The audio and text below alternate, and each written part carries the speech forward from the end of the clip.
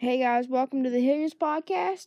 Today we are going to be going over Connor's reactions to The Last Dance, top 10 third baseman, top 10 shortstop, a verse that will help y'all with the coronavirus and get over that, Sawyer's ag update, and other just talking stuff. Yeah. And maybe another segment that we'll do. Yeah, so today, my reactions to The Last Dance, if you guys don't know what that is, it was a documentary aired last night, episodes 1 and 2. I only watched episode 1 because it was so late, but I really liked it. On the East Coast, on the late. East Coast. I didn't watch it though. It was so really. You have to help me with this. So I think it was I would give it an easy 10 out of 10. It was actually really well put together. ESPN and Netflix did it. It was really well done together. So Matthew, basically what it was the 1997-1998 Bulls season.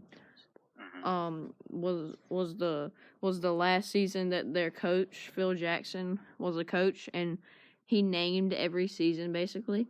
So in their meeting, he called that season The Last Dance. And so they sent a camera crew to record that entire season, and it's never been released, and they released it in documentary form. Oh, okay. Yep, so that's basically what it is. It was actually really good. Next episode airs 9 o'clock Eastern Standard Time in America on next Sunday. So yeah, that's my reactions. I loved it. It was great. So now we're going to move into our top 10 third baseman and shortstop. So Matthew, what do you have? So for third base, it's arguably the most talented position in baseball right now. And there's so many of them that are amazing. Connor Williams. So I play third base and catcher. So coming in at number 10, it's hard to choose this one. But I have Brian Anderson for the Miami Marlins. Mhm. Okay, now, are you doing current or all time? Current. Okay, I did all time. So number 9, he had an off year last year, but he's been a multiple time nominee for MVP. Jose Ramirez for the Cleveland Indians. Mhm. Number 8, we have Chris Bryant. Mhm. 7, Rafael Devers. Okay. 6, Eugenio Suarez. Okay. 5, I don't know if he'll be as good as he was last season, because last season was kind of a surprise, but Josh Donaldson. Yep. Now, top 4, these could go any way.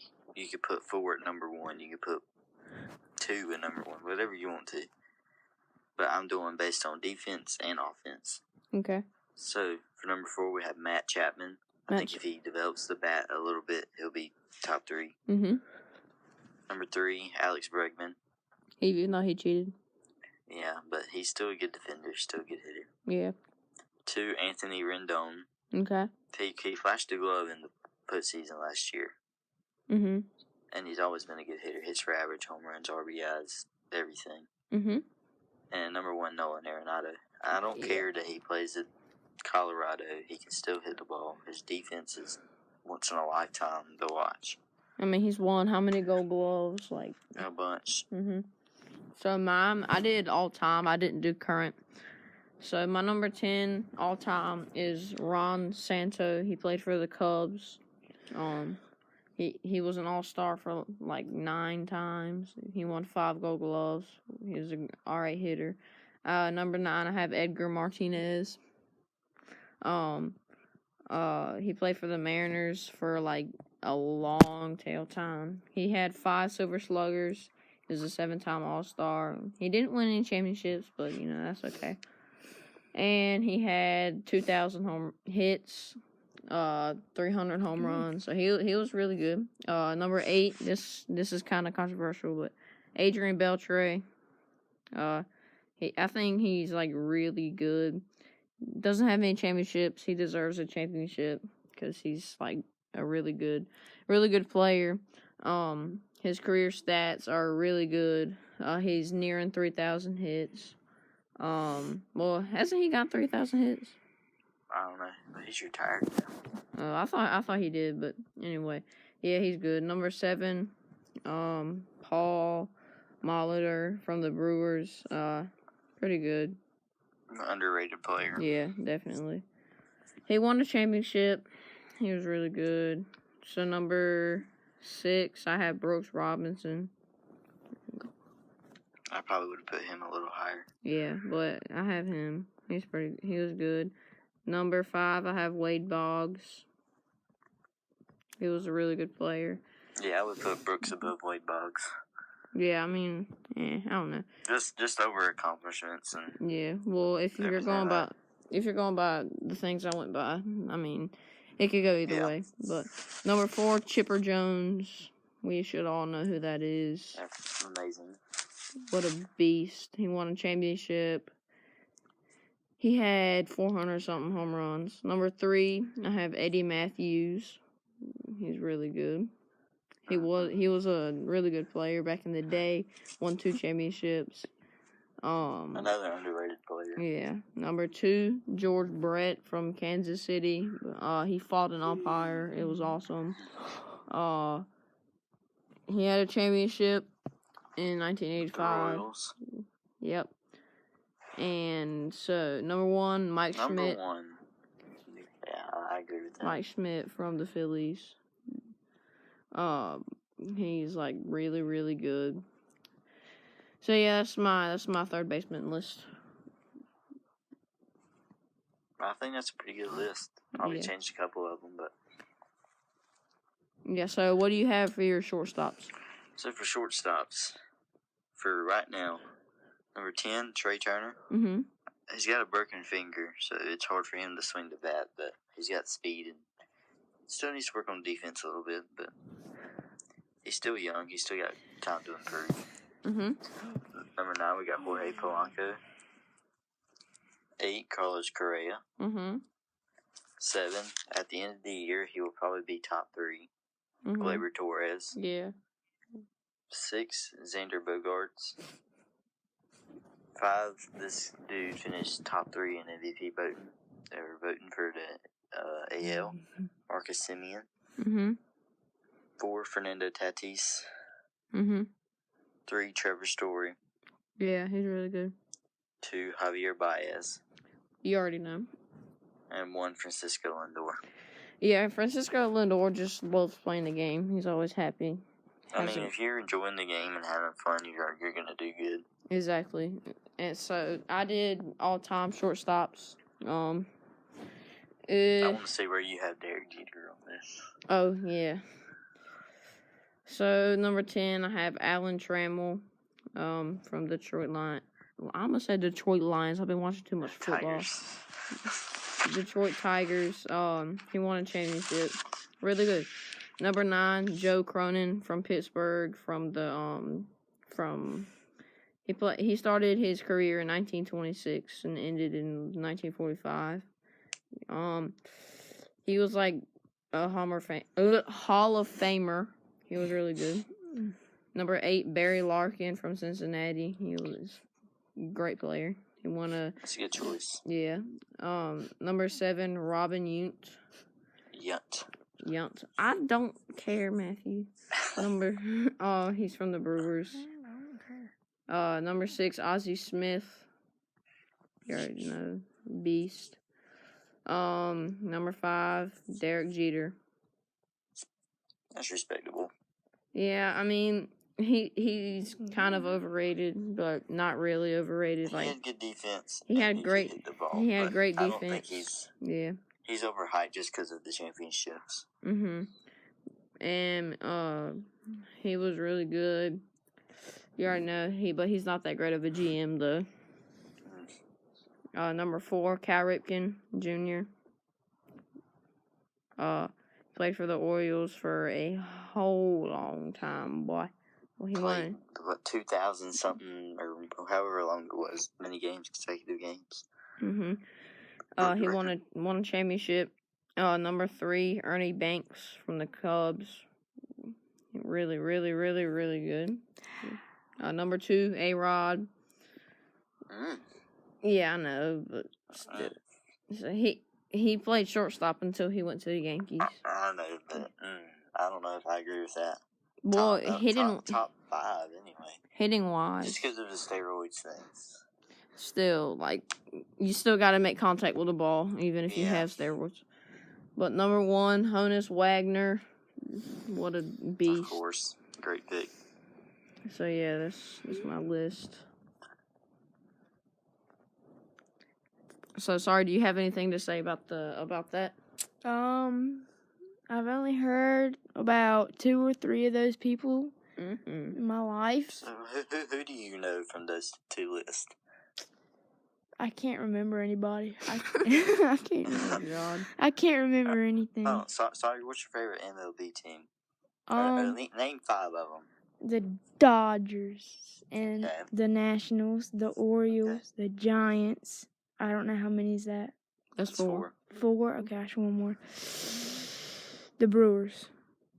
Good job. I don't know. Let's go. I'm proud of you, Sawyer. And now I can only name 5 players.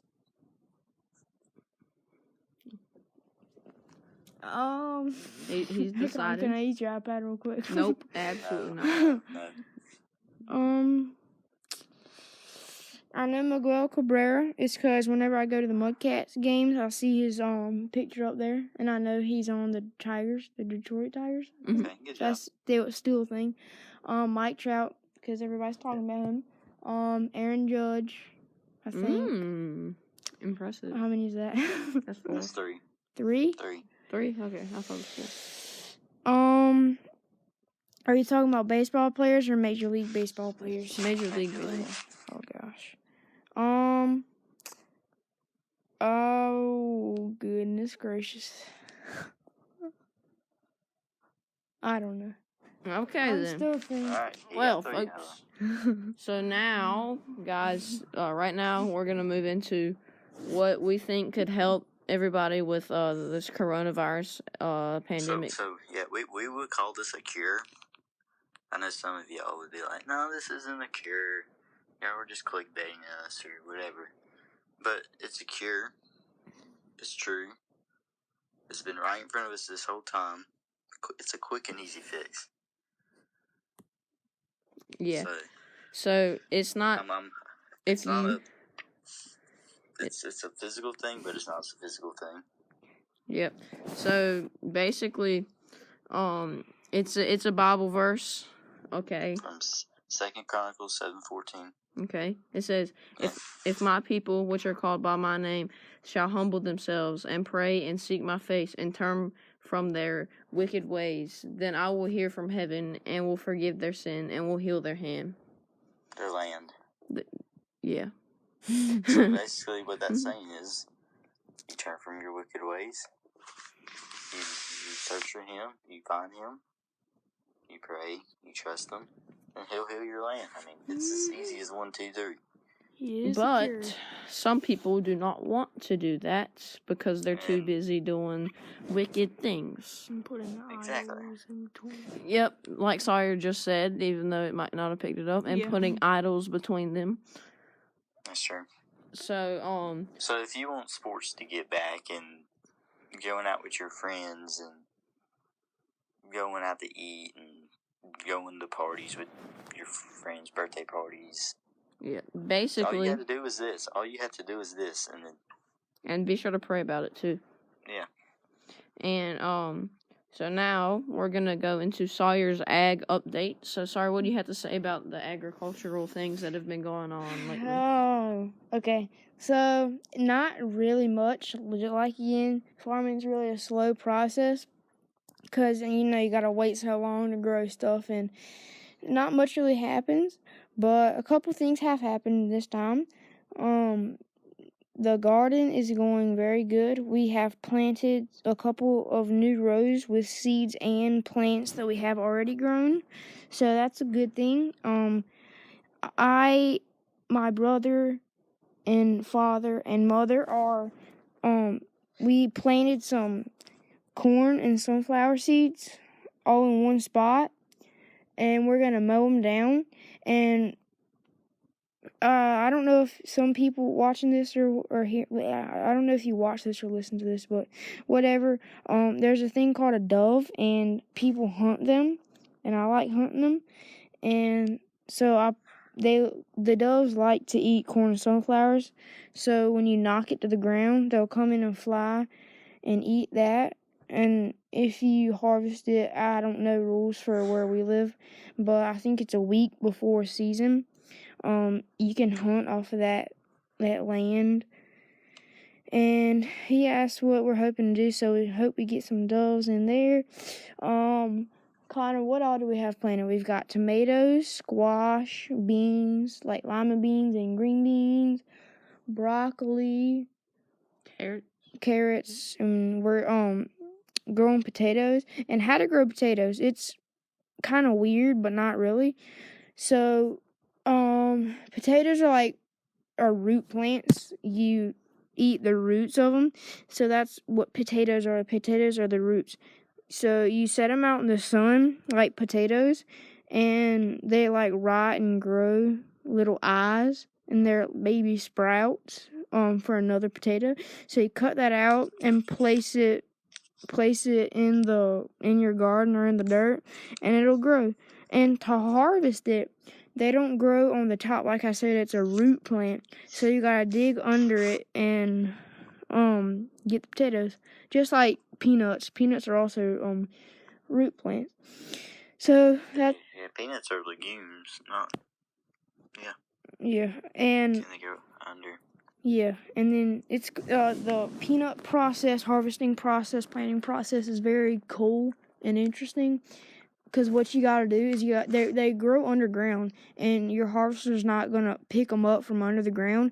So you gotta use this. I haven't really studied it that much, but what happens is you get this thing and you pick them out and flip them over to dry, and then you harvest them there, and it's really cool. And you can make peanut hay out of the little things that grow on the top after they rot and stuff, and you can bale that up. And I don't know what it's used for, but that happens. So I think that's all for planting and farming for now. Well, I mean, not farming, but for gardening and planting.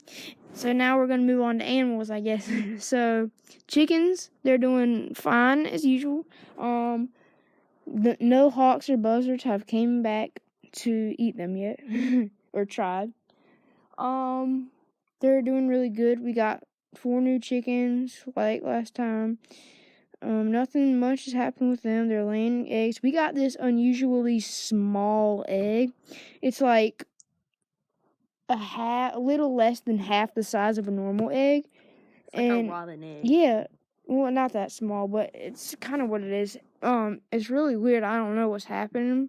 But yeah, that's happening with the chickens. And moving on over to the bees. Nothing really with them. Like I said, it's a slow process. But what has happened is now, since the spring, all the flowers are blooming and stuff. And if y'all don't know, bees get nectar and pollen from the nectar. Well, they get nectar from the flowers to make their honey and beeswax and all the stuff that they need to live. And pollen, so they spread the pollen to other flowers so they'll grow to get more nectar.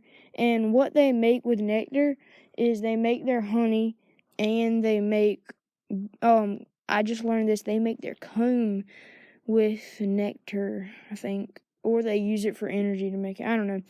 But I installed, me and Papa Don, our grandpa, installed a bought package of bees. You can buy bees in packages with bees and queens, so we installed that. And I think they're newbies, so when we put them in, there are new ones. Well, no, that's not it. The queen laid some eggs, and they grew up, and since they're newbies, they're growing their wax glands, and it's excreting wax, because they don't know how to use it. It's excreting wax on their bodies. And so I went out there to just look in their hive and check their sugar water the other day, and I saw this wax on them, but I thought it was mites, and I was like, oh gosh, it can't be mites already. And then I looked it up, and it was actually little pieces of wax. And that's a good sign, because the queen is in there, and the queen is laying, and she's doing good. They're making a lot of new bees, and I checked them We made a video about that, but we didn't get it uploaded, so sorry about that, on Excel Outdoors, our other channel. Link in the description. Yeah. And I found the queen in the bulk box or bulk package, which we haven't named it. Oh, and if y'all want to name the hives, y'all can comment on this video and Excel or Excel Outdoors. So y'all can do that if y'all want. But I found the queen on there. I posted a video of that. Y'all may have seen that or not. But if y'all saw that video, there was a bunch of like shiny things in the cells. That's a bunch of nectar or sugar water, since they're newbies, that they put in there, and they chew that up. So they get the honey process is they get nectar and they chew it up and keep it in them for a while, and then they spit it out and regurgitate it to other bees so they can chew it up and keep it in them. And then they just keep doing that for a while, and then they spit it into the cells. And then to make honey, you have to reduce the water level by, or the moisture level by amount percent.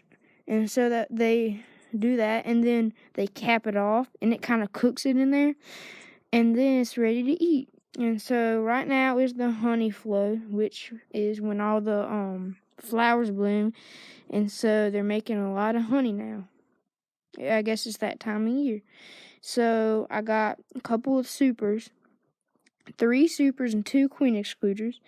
A super is basically another box that you add on top, and they put all of their honey in that. Well, not all of their honey, but they expand and grow into that. And bees naturally want to go upwards, so that's why. And I have a Langstroth hive. It's basically a box with frames in it. And so, yeah, that's really all that's happening. There are a ton of bees. If you walk out there, it's the whole front's covered with bees. It's really cool. But not with the other Will I hives. get stung if I go over there? Yes. Okay. So I was walking out there one day just to look at the bees, okay? So I walk, I'm like, oh gosh, they're really active today. Let me go way away from them. All right, so I'm a good 10, 15 yards from them. And then one of them just flies right from the hive straight to me. And so bears are animals, and bears are their natural predators. So they figured out that where not condensation, where carbon dioxide, I don't know how to say it. Carbon dioxide, it comes out of your mouth and your nose, so they target those areas because it runs the bears and stuff away. So they target those areas. This is kind of funny, but it went in my nose. The bee went in my nose and stung me in there. So that's really all for the farming update. Okay, so Matthew, do you have anything else to say? Well, we got some updates. Connor has got his own Instagram now. Yep. It's private, but I will accept it if you don't have anything really bad on your Instagram, and if you don't annoy me on DMs. Okay, another thing is we're still looking for shout outs to give and sponsors and donations and all that. Yep.